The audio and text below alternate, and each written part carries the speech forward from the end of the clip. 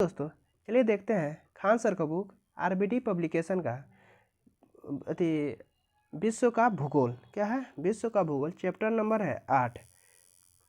Plate tectonic है। क्या है?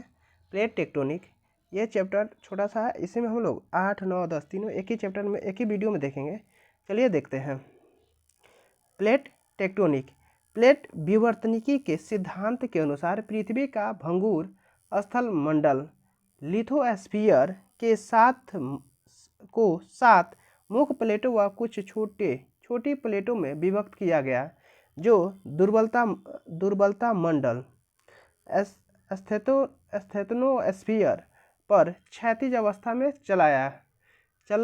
चलायमान है।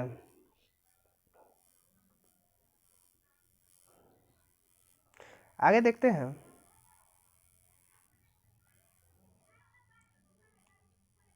विश्व की मुख्य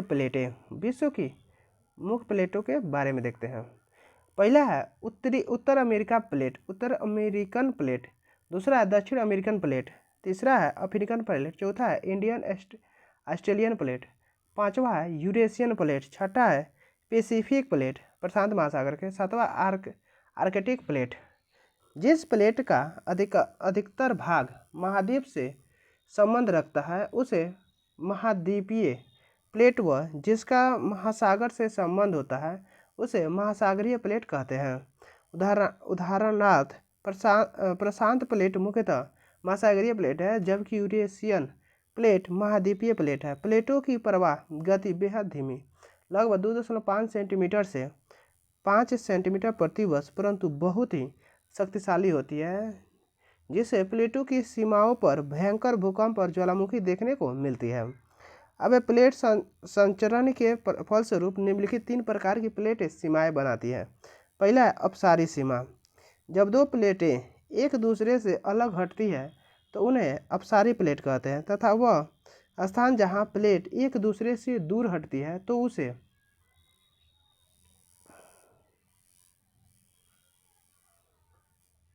उसे अपसारी सीमा या प्रसारी स्थल विवर्तन केंद्र कहते हैं।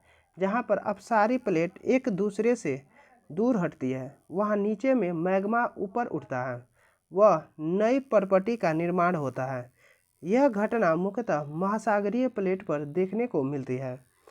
इसका सबसे अच्छा उदाहरण मध्य अटलांटिक कटक है, जहां अमेरिकन प्लेटें यूरेशियन व अफ्रीकन प्लेटें अलग हो रही है, वह नई महासागरीय परपटी का निर्माण हो रहा है। अब है अभिसरण सीमा। वह सीमा जहां दो प्लेटें एक दूसरे की ओर गति करती हुई टकराती है। भरी प्लेट हल्की प्लेट के नीचे धंसती है। जिस स्थान पर प्लेट धंसती है उसे प्रतिष्ठन क्षेत्र या सबडक्शन जोन कहते हैं। प्लेट का नीचे धंसने वाला हिस्सा ताप और दाब की अधिकता से पिघलकर मैग्मा में परिवर्तित होता है। ऐसी सीमाओं पर ज्वालामुखी द्वीप श्रृंखला व पर्वत का निर्माण होता है। अब रूपांतरण। क्या है? रूपांतरण सीमा। इन सीमाओं पर दो प्लेटें एक दूसरे से रगड़ती हुई सामान्यतः विपरीत दिशाओं में गतिशील होती है। यहाँ न तो कोई परपटी का निर्माण होता है और न ही परपटी का विनाश होता है। अब प्लेट सीमा कटिबंध। इस विस्तृत क्षेत्र में प्लेट सीमाएं पूर्ण रूप से परिभाषित नहीं होती है, वह प्लेटों का एक दूसरे पर प्रभाव भी स्पष्ट नहीं होता है। अब है चट्टान। क्या है? चट्टान। चैप्टर नंबर 9 है चट्टान। अगला चैप्टर है चट्टान। चट्टानें शैल यानी प्रॉपर्टी में निहित समस्त पदार्थ, चाहे वह कठोर हो या मुलायम, शैल कहलाते हैं। अर्थात जिन पदार्थों के मिश्रण से पृथ्वी की संरचना हुई उन्हें शैल कहा जाता है। शैल का निर्माण एक या एक से अधिक खनिज से होता है। यह विविध रंग की, कठोर या मुलायम हो सकती है। शैलों में खनिज का संगठन निश्चित ढंग का नहीं होता। शैलों में मुख्य रूप से फेल्सपार तथा क्वार्ट्ज खनिज पाए जाते हैं। नोट है, चट्टानों के अध्ययन को पेट्रोलॉजी कहते हैं। अब चट्टानों शैलों का वर्गीकरण। भूपृष्ठ पर पाई जाने वाली शैलों का संरचना एवं गुणों के आधार पर 3 भागों में बांटा गया है: आग्नेय शैल, अवसादी शैल और कायांतरी शैल। आग्नेय शैल। आग्नेय शैल, आग्नेय शब्द लैटिन शब्द इंगित इग्निस लिया गया है, जिसका अर्थ अग्नि है। अग्नि के समान गर्म पिघले मैग्मा हुए पदार्थों द्वारा बनी होने के कारण ही इन्हें आग्नेय शैल कहा जाता है। हमारी पृथ्वी ठोस अवस्था में आने से पूर्व द्रव अवस्था से होकर गुजरती थी और सबसे पहले पृथ्वी पर बड़े पैमाने पर आग्नेय शैलों का ही निर्माण हुआ था। इसी कारण इन्हें प्राथमिक शैल भी कहा जाता है। ज्वालामुखी उद्गार के समय गर्म एवं तरल लावा पृथ्वी के अंदर तथा बाहर जमकर ठोस होकर आग्नेय शैलों का रूपांतरण लेता है। अब विशेषताएं। पहला, आग्नेय चट्टानें रवेदार, कठोर तथा दानेदार होती हैं। दूसरा, चट्टानों में परत नहीं पाई जाती है। तीसरा, चट्टानों में जीवाश्म नहीं पाए जाते हैं। चौथा, आग्नेय चट्टान सबसे कठोर चट्टान होती है। अब ग्रेनाइट के 2 प्रमुख घटक है, सिलिका एवं एल्युमिनियम। आग्नेय चट्टानों के क्षरण से काली मिट्टी का निर्माण होता है। संपूर्ण क्रस्ट में 75% भाग पर यह चट्टानें विस्तृत है। आग्नेय चट्टान के प्रकार, स्थिति व संरचना के आधार पर आग्नेय चट्टान 2 प्रकार के होते हैं। अब अंतर्निर्मित आग्नेय चट्टानें। वे चट्टान आग्नेय चट्टान जिनका निर्माण ज्वालामुखी के उद्गार के समय मैग्मा धरातल पर न पहुंचकर धरातल के नीचे ही ठंडा होकर जम जाता है, अंतर्निर्मित आग्नेय चट्टान कहलाती है। इसके 2 उपवर्ग है। पहला है पतालीय चट्टान। जब मैग्मा पृथ्वी के अंदर काफ़ी गहराई तक ही जम जाता है तो पतालीय चट्टान का निर्माण होता है। ग्रेनाइट पतालीय आग्नेय चट्टान का सबसे अच्छा उदाहरण है। अब है मध्यवर्ती चट्टानें। जब भूगर्भ से निकलने वाले लावा धरातल पर नहीं पहुंच पाता और मार्ग में मिलने वाली संधियों तथा दरारों में ही जमकर ठोस हो जाता है तो मध्यवर्ती आग्नेय चट्टान का निर्माण होता है। डोलेराइट तथा मैग्मेटाइट, बैथोलिम, फैकोलिथ, लोपोलिथ, डाइक, सिल तथा नेक इन चट्टानों के महत्वपूर्ण उदाहरण हैं। यह भी जानिए। बैथोलिथ, यह लंबे आसमान तथा गुंबद के आकार के होते हैं। इनके किनारे खड़े ढाल वाले होते हैं तथा आधार तल अधिक गहराई में होता है। इनकी रचना में ग्रेनाइट का योग रहता है। अब रांची पठार पर इस तरह के बैथोलिथ मिलते हैं। अब लेकोलिथ, जब मैग्मा परत को जोर से ऊपर को उठाता है और गुंबदाकार रूप में आता है तो इसे लेकोलिथ कहते हैं। अब लेपोलिथ, जब मैग्मा जमकर तस्तरी नुमा आकार ग्रहण कर लेता है तो उसे लेपोलिथ कहते हैं। अब फैकोलिथ, जब मैग्मा लहरदार आकृति में जमता है तो फैकोलिथ कहलाता है।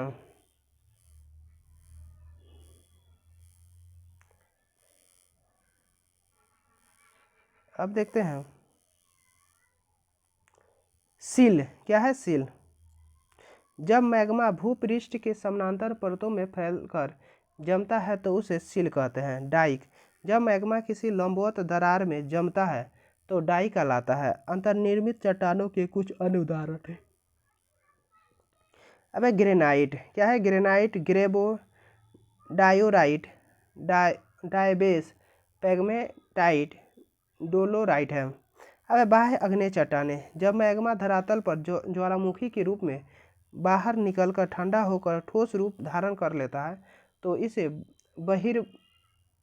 बहिर्वेधी आग्नेय चट्टान कहते हैं। अब बेसाल्ट,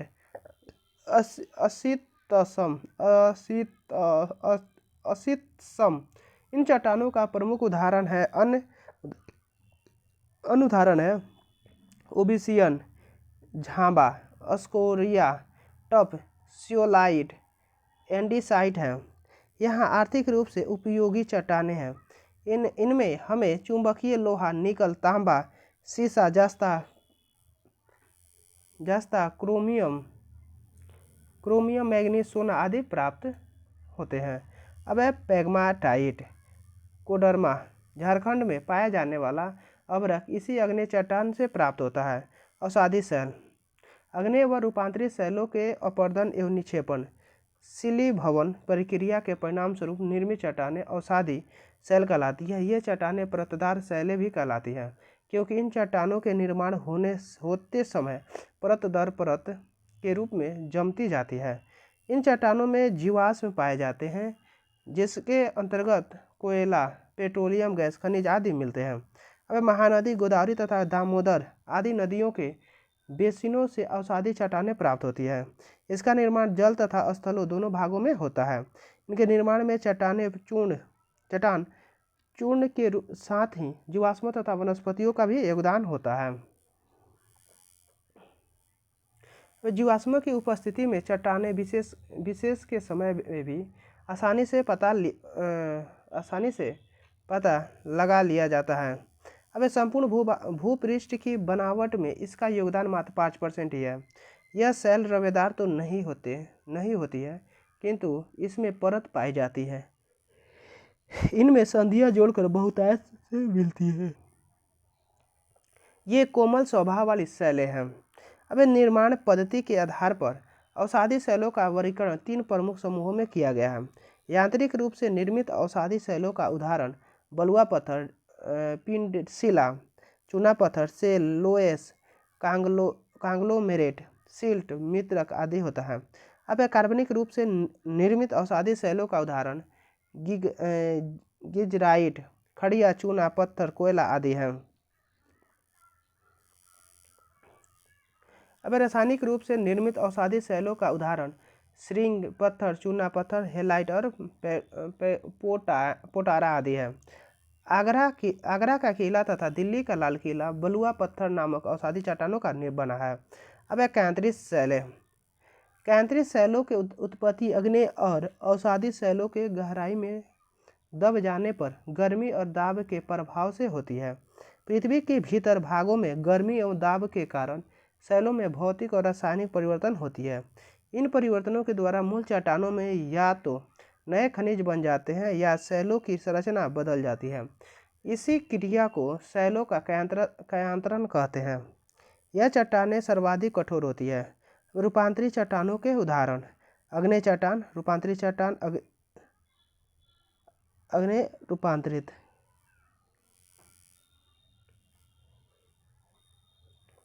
ग्रेनाइट, नीसनाइट, ग्रेबो, आग्नेय चट्टान ग्रेबो, बेसाल्ट और बिटुमिनस कोयला। रूपांतरित चट्टान नीसनाइट, सरपेंटाइन, सीस और ग्रेफाइट है। अवसादी चट्टान के रूपांतरित चट्टान, ठीक है। अवसादी रूपांतरित, अवसादी शैल, चूना पत्थर, बलुआ पत्थर और पीट, स्लेट, संगमरमर, क्वार्टरजाइट और कोयला।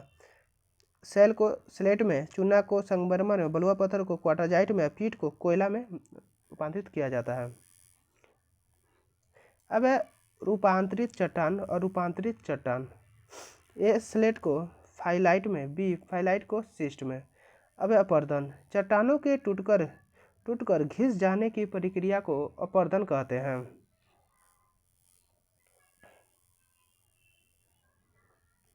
अब महत्वपूर्ण कुछ तथ्य है, ठीक है, इसको देख लेते हैं। अब अपक्षय, वह प्रक्रिया जिसके द्वारा चट्टान खंडित होकर पृथ्वी की सतह पर तलछट, कीचड़, मिट्टी और पदार्थ के रूप में परिवर्तित हो जाती है। चट्टानों के वैज्ञानिक अध्ययन को शैल लक्षण कहते हैं। शिलीभवन, वह प्रक्रिया है जिसमें अव्यवस्थित ढीले संचित पदार्थ संगठित होकर ठोस चट्टानों में परिवर्तित हो जाते हैं। अब जियोलाइट, जब ज्वालामुखी चट्टान या राख क्षारीय जल के साथ प्रक्रिया करती है तो जियोलाइट का निर्माण होता है। यह एक प्रकार का खनिज है जो एल्युमिनियम, सिलिका और ऑक्सीजन से निर्मित होता है। अब है शैलमूल, पृथ्वी की सतह से नीचे द्रवीभूत शैल को शैलभूत कहा जाता है। पृथ्वी की चट्टान में पाए जाने वाले तत्वों की मात्रा के अनुसार क्रम: ऑक्सीजन 46.6%, सिलिकॉन 27.7%, एल्युमिनियम 8.1%, लोहा 5.6%, मैग्नीशियम, कैल्शियम, सोडियम और पोटेशियम है। अब विश्व की प्राचीनतम चट्टानें ऑस्ट्रेलिया में है, जो 430 करोड़ वर्ष पहले निर्मित हुई है। अब भूकंप के बारे में जानते हैं, क्या है अगला चैप्टर है 10 नंबर भूकंप। ठीक है, इसी में हम लोग कवर करते हैं 10 नंबर चैप्टर को। चलिए देखते हैं। भू भूपटल पर उत्पन्न कंपन को भूकंप कहते हैं। यह स्थलखंड लिथोस्फीयर में ऊर्जा के अचानक मुक्त हो जाने के कारण उत्पन्न होने वाली भूकंपीय तरंगों की वजह से होती है। अब आर्थर होम्स के शब्दों में भूकंप धरातल के ऊपरी भाग पर होने वाला वह कंपन या लहर है जो धरातल के ऊपर या नीचे चट्टानों के लचीलेपन तथा गुरुत्वाकर्षण की स्थिति में आने वाली क्षणिक बाधा के कारण उत्पन्न होती है। अब सिस्मोलॉजी, भूकंप का अध्ययन करने वाले विज्ञान को सिस्मोलॉजी कहते हैं। भूकंप के तत्व, पहला है भूकंप मूल। भूगर्भ का वह बिंदु जहाँ से सर्वप्रथम भूगर्भिक ऊर्जा मुक्त होती है भूकंप मूल कहलाता है। इसकी अधिकतम गहराई 750 किलोमीटर होती है। इसे भूकंप केंद्र या उद्गम केंद्र भी कहा जाता है।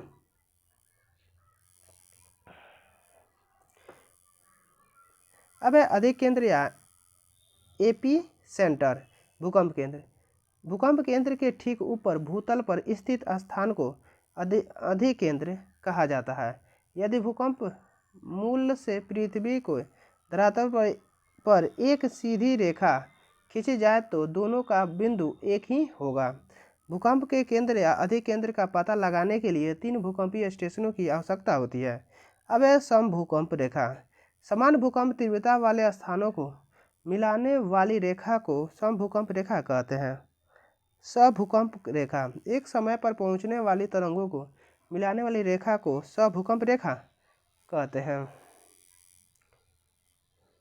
अब देखते हैं भूकंपीय तरंगे या लहरें।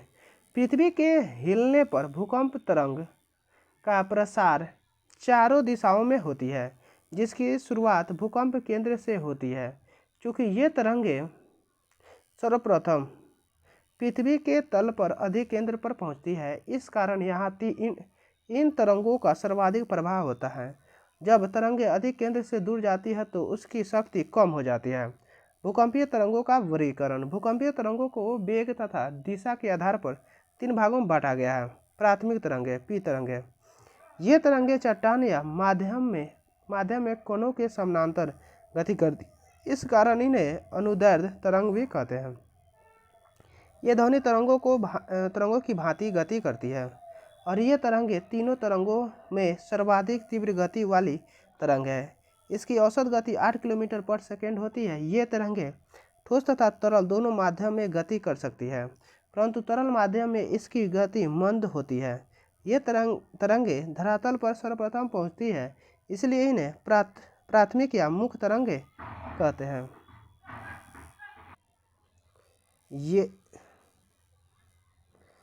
ये ध्वनि तरंगों की भांति गति करती है और ये तरंगे तीनों रंगों में सर्वाधिक तीव्र गति वाली तरंग है। इनकी औसत गति 8 किलोमीटर प्रति सेकंड होती है। ये तरंगे ठोस तथा तरल दोनों माध्यम में गति कर सकती है, परंतु तरल माध्यम में इनकी गति मंद होती है। ये तरंगे धरातल पर सर्वप्रथम पहुंची, इसलिए इन्हें प्राथमिक या मुख्य तरंगे कहते हैं। अब द्वितीय तरंगे यानी यस तरंगे, ये तरंगे चट्टान या माध्यम में कोनों के समकोण पर गति करती है, इस कारण इन्हें अनुप्रस्थ तरंगे भी कहते हैं। ये प्रकाश तरंगों की भांति गति करती है और इन्हें तरंग की गति पी तरंगों की तुलना में कम होती है। इनकी औसत गति 4.5 किलोमीटर प्रति सेकंड होती है। ये तरंगे केवल ठोस माध्यम में गति कर सकती है, तरल माध्यम में प्रायः लुप्त हो जाती है। इस कारण सागरीय भागों में तरंगों लुप्त हो जाती है। ये तरंगें धरातल पर प्राथमिक तरंगों के बहुत बाद पहुंचती है, इसलिए इन्हें द्वितीयक या गौण तरंगे कहते हैं। अब धरातलीय तरंगे, एल तरंगे, ये तरंगे अधिकेंद्र पर पी तथा यस तरंगों की चोट से उत्पन्न होकर धरातल के निकट ही चलती है। यल तरंगों की खोज HD लॉ ने की थी।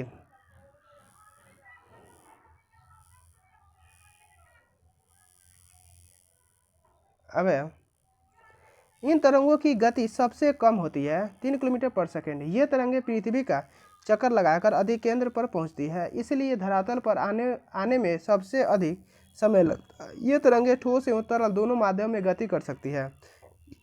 ये सर्वाधिक विनाशकारी तरंगें हैं। तरंगों के व्यवहार संबंधी कुछ महत्वपूर्ण तथ्य। सभी भूकंपीय तरंगों का वेग अधिकतम घनत्व वाले पदार्थ से गुजरने पर बढ़ जाती है, जबकि कम घनत्व वाले पदार्थों से गुजर जाने पर घट जाती है। केवल पी प्राथमिक तरंगें ही पृथ्वी के केंद्रीय भाग से गुजर सकती है, परंतु वहां पर उनका वेग कम हो जाता है। अब गौण तरंगें द्रव पदार्थ में से नहीं गुजर सकती है। अब एल तरंगें केवल धरातल के पास ही चलती है। विभिन्न माध्यमों में से गुजरते समय में तरंगें परिवर्तित तथा अपरिवर्तित होती है।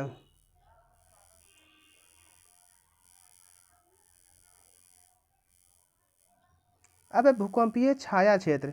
पृथ्वी का वह क्षेत्र जहां भूकंप तरंगें नहीं पहुंच पाती, अर्थात भूकंप लेखी यंत्र सिस्मोग्राफी पर अभिलेखित नहीं होती, भूकंपीय छाया क्षेत्र कहलाती है। विभिन्न भूकंपीय घटनाओं से यह देखा गया है कि भूकंप लेखी भूकंप अधिकेंद्र से 105 डिग्री के भीतर किसी भी दूरी पर दोनों तरंगें पी और यस का अभिलेखन करते हैं, परंतु 145 डिग्री के बाद केवल पी तरंगों का अभिलेखन करते हैं। 105 डिग्री के बाद इस क्षेत्र में यस तरंगें नहीं पहुंचती है। इस प्रकार पी तरंगों का छाया क्षेत्र 105 से 145 डिग्री है। एस तरंगों का छाया क्षेत्र 105 डिग्री से 105 डिग्री। भूकंप के प्रकार। ज्वालामुखी भूकंप। ज्वालामुखी के उद्गार के समय उत्पन्न भूकंप। भ्रंश मूलक भूकंप। पृथ्वी के भूपटल में भ्रंश के कारण चट्टानों में तब्दील होने से उत्पन्न भूकंप को भ्रंश मूलक भूकंप कहते हैं।